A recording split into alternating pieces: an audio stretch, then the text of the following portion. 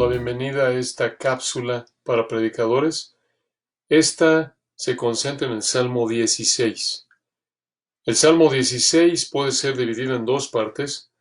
Una proposición homilética para el Salmo 16 sería esta: dos momentos de confianza en Dios que te ayudan a estar contento.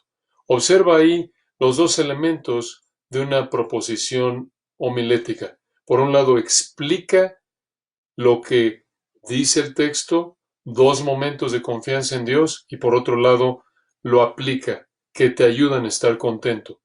Esos dos momentos en el Salmo 16 los vemos en primer lugar en el versículo 1 al 7, confianza en la actualidad, es decir, el primer momento, y en segundo lugar, confianza en la resurrección sería el momento que va en segundo lugar de los versículos 8 al 11.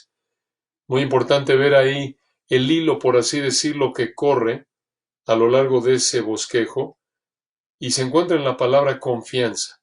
En la proposición dijimos dos momentos de confianza en Dios, y esa misma palabra la encontramos en el primer punto principal, confianza en la actualidad, y en el segundo punto principal, confianza en la resurrección.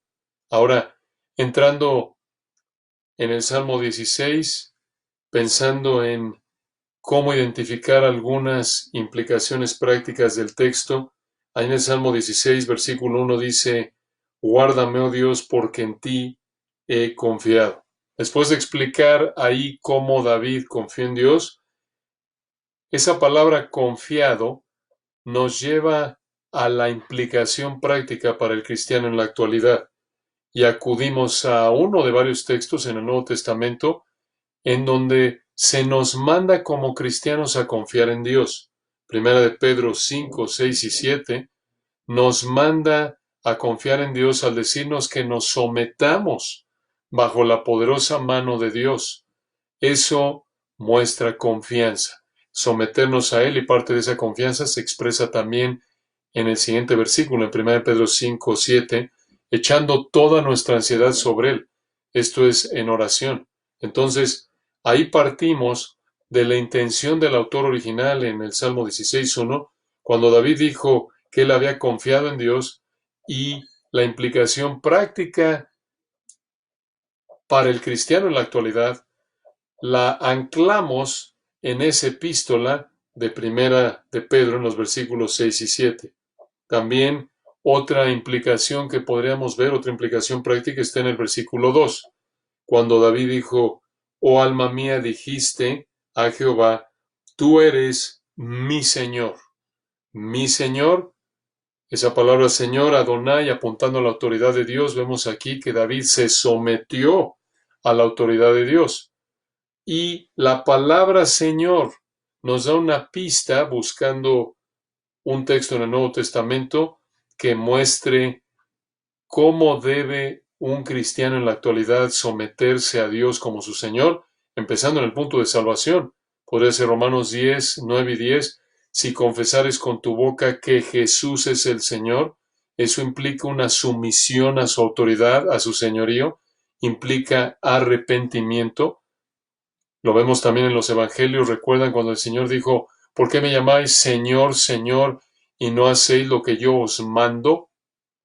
Ahí podríamos exhortar al oyente a someterse a Dios como su Señor, en primer lugar para salvación, si no es salvo, y en segundo lugar, ya salvo, como un creyente obediente. Esta cápsula, recuerda, no tiene la intención de ser exhaustiva, sino únicamente ilustrativa, didáctica, para ayudarte en tu predicación de un texto como el Salmo 16. También, ahí avanzando una más, y será en un sentido la más importante, hacer la conexión ahí de los versículos 8 al 11 con el texto en el Nuevo Testamento que cita esta misma referencia. No es la única ocasión en el Nuevo Testamento, en Hechos capítulo 2, 24 al 32, en donde se citó el Salmo 16, 8 al 11, pero sería en un sentido la más importante porque es la más extensa. Ahí vemos a Pedro haciendo prácticamente una exposición del Salmo 16, 8 al 11, al predicar en Pentecostés, y al explicar que apuntaba a Cristo y al llamar a su audiencia en Pentecostés a arrepentirse y creer en el Cristo resucitado, y obviamente ahí la aplicación o implicación más directa para nosotros predicadores en el siglo XXI sería seguir los pasos de Pedro y simplemente presentar que Cristo resucitó y llamar al incrédulo a someterse a Él como el Señor de gloria que murió, fue sepultado y resucitó. Que Dios te bendiga en tu predicación.